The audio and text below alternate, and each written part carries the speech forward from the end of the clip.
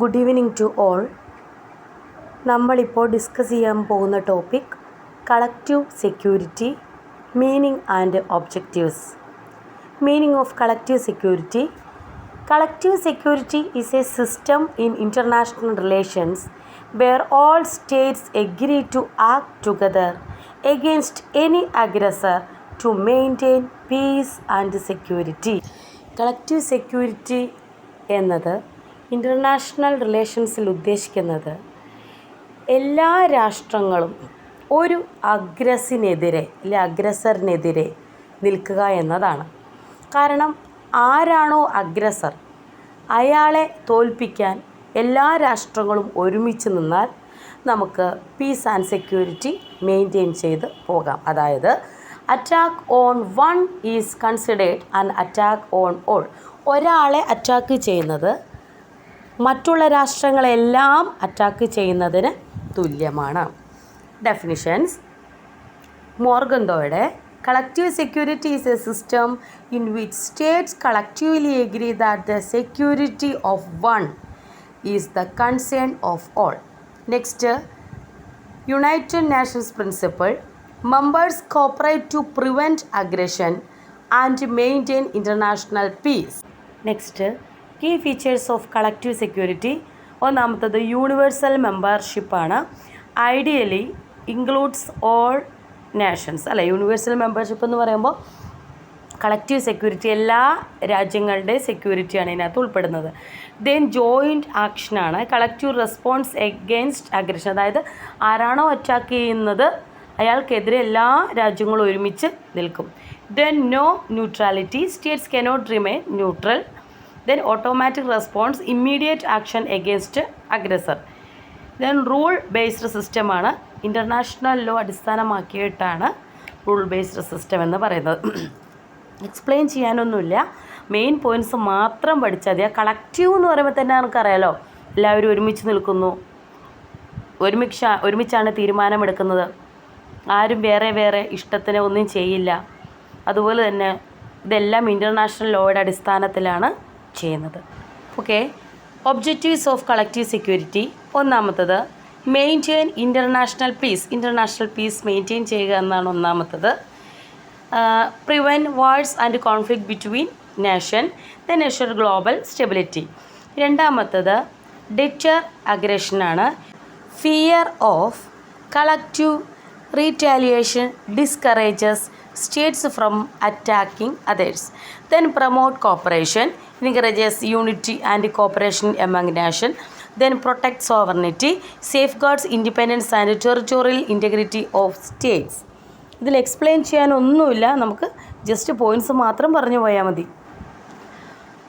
Ensure collective responsibility, makes all nations responsible for maintaining peace. അല്ലെ, എല്ലാ രാജ്യങ്ങളും peace maintain ചെയ്യാൻ ഉത്തരവാദിത്തം ഏറ്റെടുക്കേണ്ടതാണ്, അല്ലെങ്കിൽ ഉത്തരവാദികളാണ്.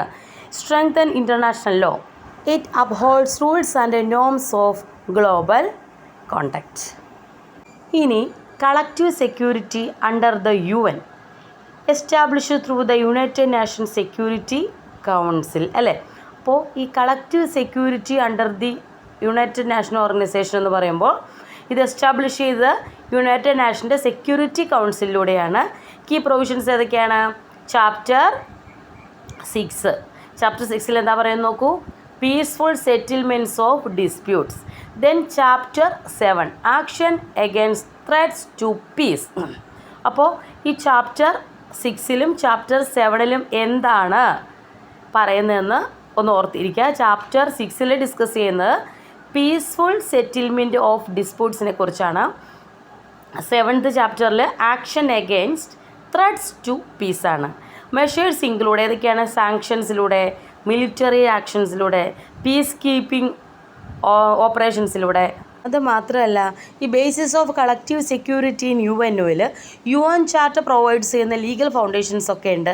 അതിൽ കീ പ്രിൻസിപ്പിളായിട്ട് വരുന്നത് ആർട്ടിക്കിൾ 1 ആണ്. Article 1 maintain international peace and security.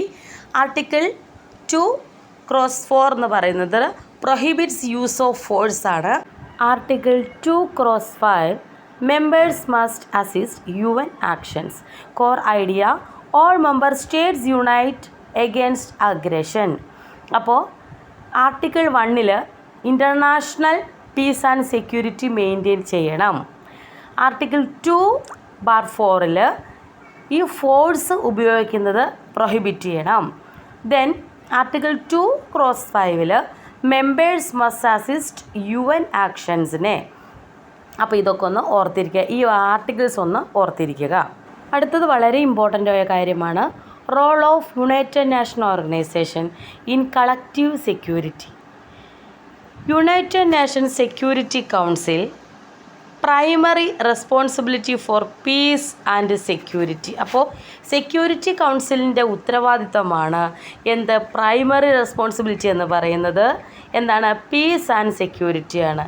Can take binding decisions. Powers എന്തൊക്കെയാണ്?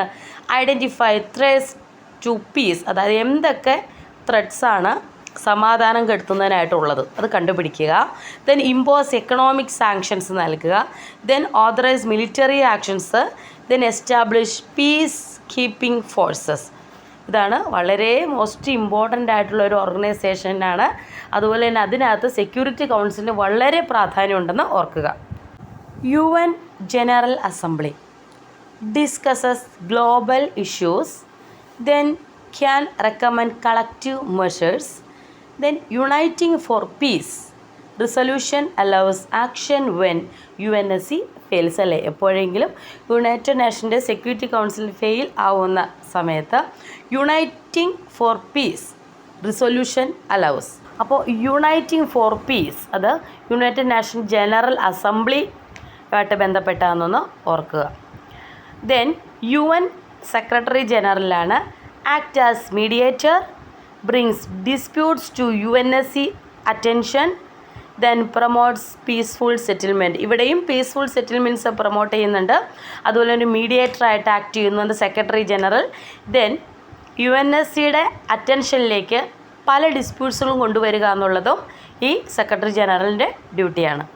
നെക്സ്റ്റ് നോക്കൂ, methods of collective security in UN. Peaceful methods chapter 6 പറയുന്നത്. പീസ്ഫുൾ മെത്തേഡ്സിൽ എന്തൊക്കെ വരും? Negotiations, mediation, arbitration, then judicial settlement etcetera. ഇനി രണ്ടാമത്തത് കൊയേഴ്സീവ് മെത്തേഡ്സ് ആണ്. Chapter 7 economic sanctions, diplomatic isolation, then military ഇൻ്റർവെൻഷനാണ്. പീസ് കീപ്പിംഗ് ഓപ്പറേഷൻസിൽ neutral UN forces deployed in conflict zones ആണ്. പീസ് കീപ്പിംഗ് ഓപ്പറേഷൻസിൽ neutral UN forces deployed in conflict zone, then maintain cease fire and stability.